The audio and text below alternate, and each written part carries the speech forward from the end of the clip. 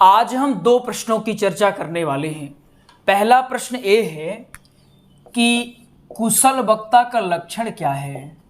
कुशल वक्ता के लक्षण क्या है, पहला तो प्रश्न ये है। दूसरा प्रश्न ये है कि हम अच्छे वक्ता हैं या नहीं, हम स्वयं का आकलन कैसे करें। आज हम दो प्रश्नों की गंभीरता से चर्चा करने वाले। मान लीजिए कोई व्यक्ति है, कौन है ये, कोई व्यक्ति है, इनने सोचा कि मुझे बनना है वक्ता, तो इनके मन में दो प्रश्न उठेंगे। पहला प्रश्न तो ये उठेगा कि गुरुजी बताइए कि हम ये कैसे जाने कि हम अच्छे वक्ता हैं या अच्छे वक्ता नहीं हैं, और अगर अच्छे वक्ता हैं तो क्या क्वालिटी हमारे में है कि हम अच्छे हैं, और अगर अच्छे नहीं तो क्या हमारे में क्वालिटी नहीं है कि जिसकी वजह से हम अच्छे नहीं हैं। पहला तो प्रश्न ये बनेगा। दूसरा प्रश्न ये बनेगा कि कुशल वक्ता के क्या लक्षण होते हैं और क्या ऐसा चीज नहीं करनी चाहिए कि जिससे हो कि हम कुशल वक्ता नहीं बन पाएंगे, मार्ग में एक बाधा उत्पन्न हो जाएगी।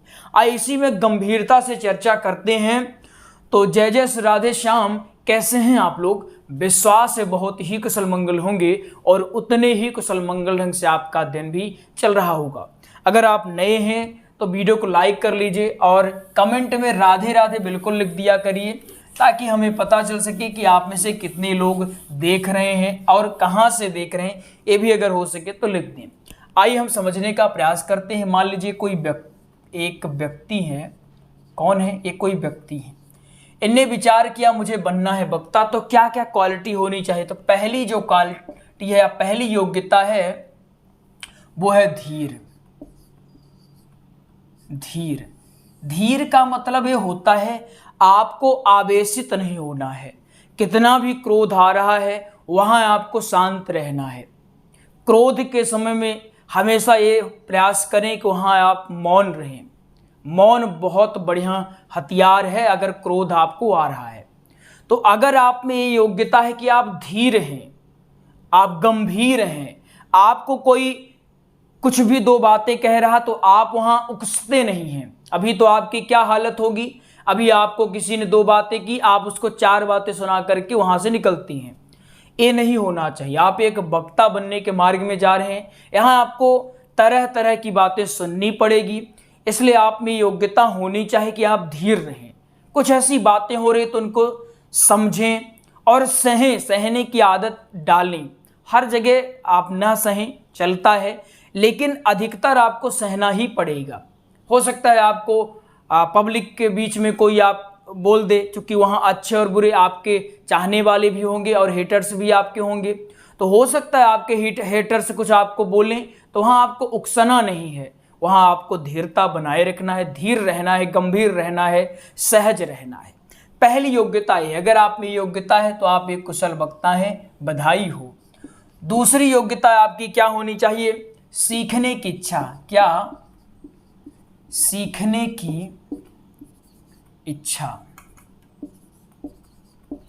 देखिए, अगर आप में सीखने की इच्छा है, सीखने की इच्छा मतलब आपने कुछ भी नया देखा अपने फील्ड का, तुरंत आपने कहा इसको मुझे सीखना है, आखिर है क्या। कुछ भी नया आ रहा है आपके फील्ड का, आप शिवपुराण कर रहे हैं, भागवत कर रहे हैं, राम कथा कर, कुछ भी कर रहे हैं, कुछ भी आपको नया अगर मिल रहा तुरंत उसको सीखिए। ये ना सोचे कि अरे हम क्यों सीखे, अब तो हम खुद बहुत जानकार है, हम इतनी कथा कर चुके, हमारी इतनी प्रसिद्धि है।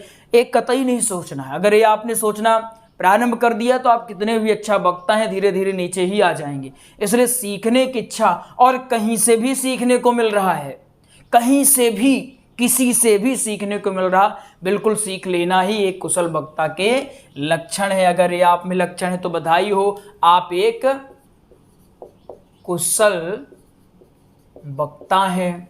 क्या है, कुशल वक्ता है, समझ गए। इसके बाद है सहजता। क्या है, सहजता। सहजता का अर्थ क्या होता है पहले ये समझिए। जैसे मान लीजिए आपने किसी को देखा होगा, व्यासपीठ में बैठे रहते हैं और माइक में थोड़ी सी गड़बड़ी हुई तो वहाँ चिल्लाने लगते हैं साउंड वाले को, कैसा तूने क्यों किया, ये फलाना ढिमका, पता नहीं क्या क्या उसको बोलने लगते हैं, अपशब्द भी बोल देते हैं। उनके जो कर्मकांडी पंडित जी होते हैं उनको भी भला बुरा बोलते हैं। कभी कभी तो बात इतनी बिगड़ जाती है कि यज्ञमान को भी भला बुरा बोल देते हैं कि आपने ये व्यवस्था नहीं की, वो व्यवस्था नहीं की। आप उनको सहज भाव से बता सकते हैं कि ऐसी व्यवस्था नहीं, इसको आप सही कर लें, लेकिन आप व्यास पीठ पर बैठ करके अपशब्द का प्रयोग करें, तू तड़ाक का प्रयोग करें, ये बहुत ही गलत है। हमने किसी को ऐसा भी देखा है, भोजन बना, भोजन लेके आए तो उनने क्या कहा, अरे हमने ये कहा था भोजन, तुमने ये लेके आया, ऐसा नहीं चलेगा, हम एक वक्ता हैं, हमारी तो कुछ तो रखो गरिमा।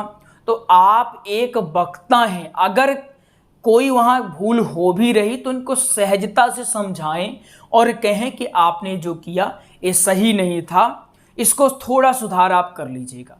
कर लेते हो तो ठीक है, नहीं कर लेते हो तो और ठीक है, कोई इसमें आपको तो कुछ जा नहीं रहा। तो आपको सहज रहना, आप उनको एक दो बार बता दें, उसके बाद उनके जो हेड हैं उनसे बात करें। ये नहीं कि आप वहाँ क्रोधित हो रहे हैं। कुछ लोग तो माइक अगर गड़बड़ी हो तो सीधे माइक को फेंक देते हैं, ये बहुत ही बुरी बात है, ऐसा बिल्कुल नहीं करना चाहिए। आप व्यासपीठ में बैठे हैं तो व्यासपीठ की गरिमा मर्यादा का आपको आदर करना चाहिए, आपको सम्मान करना चाहिए। तो आप में सहजता ऐसी होनी चाहिए कि कोई बड़े से बड़ा आ रहा है या छोटे से छोटा आ रहा है, आपको एक समान भाव से मिलना है। ये नहीं कि वो बड़ा है तो उससे आप दौड़ कर जाएं, मिले, हाथ जोड़ लें, और कोई छोटा आ रहा है तो उसको अकड़ दिखाएं, ऐसा नहीं करना है। चाहे छोटा हो बड़ा हो, आपको सहजता के साथ जाना है और उनसे मिलना है। आई बात समझ में? क्या होना चाहिए? सहजता। फिर इसके बाद जो चौथा है वाक शैली, वाक शैली या शब्द भंडार। शब्द भंडार, कुशल वक्ता आप इसमें कह सकते हैं, अगर कोई बढ़िया चुनिंदा शब्दों का प्रयोग कर रहे हैं, उनके शब्द भंडारों की कमी नहीं आ रही है, तो आप उनको कह सकते हैं वो कुशल वक्ता हैं। कुछ लोगों को आपने देखा होगा, बोलते हैं और बोलते बोलते हैं एक लंबा सा खींचते हैं। क्यों खींचते हैं? क्योंकि उनके पास शब्द ही नहीं है, या फिर बहुत ही देर के लिए रुक जाते हैं, या फिर उनको बोलना कुछ और चाहिए, वो बहुत ही हल्के फुल्के शब्दों का प्रयोग करके आगे बढ़ जाते हैं। तो एक इसको कह सकते हैं अयोग्य वक्ता के लक्षण, जिसमें वाक शैली बढ़िया नहीं है, जिसकी शब्द भंडार बढ़िया नहीं है, तो आप उसको अयोग्य वक्ता कहेंगे।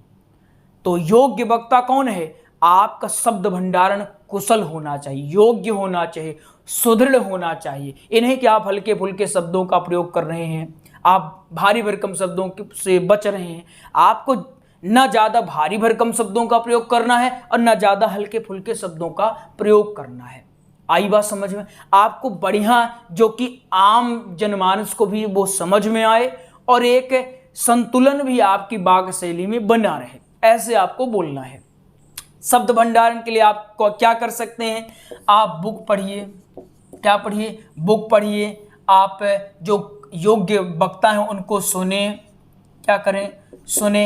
आप गूगल होगा आपके पास, गूगल से आप उसमें आर्टिकल्स रहते हैं, आर्टिकल्स को पढ़ें। ये चीज़ें अगर आप कर लेते हैं तो योग्य वक्ता की यही सब तमाम चीज़ें लक्षण है। इसमें एक और आप ऐड कर लें, विनम्रता। क्या ऐड कर लें? विनम्रता। वक्ता विनम्र हो, थोड़ा योग्यता कम हो चलेगा, लेकिन विनम्रता उसमें कूट कूट के भरी होनी चाहिए। क्या कह रहे हैं? गंभीर बात कह दिए हैं। योग्यता थोड़ी कम हो तो चलेगा, लेकिन विनम्रता बहुत अधिक मात्रा में होनी चाहिए या प्रचुर मात्रा में होनी चाहिए।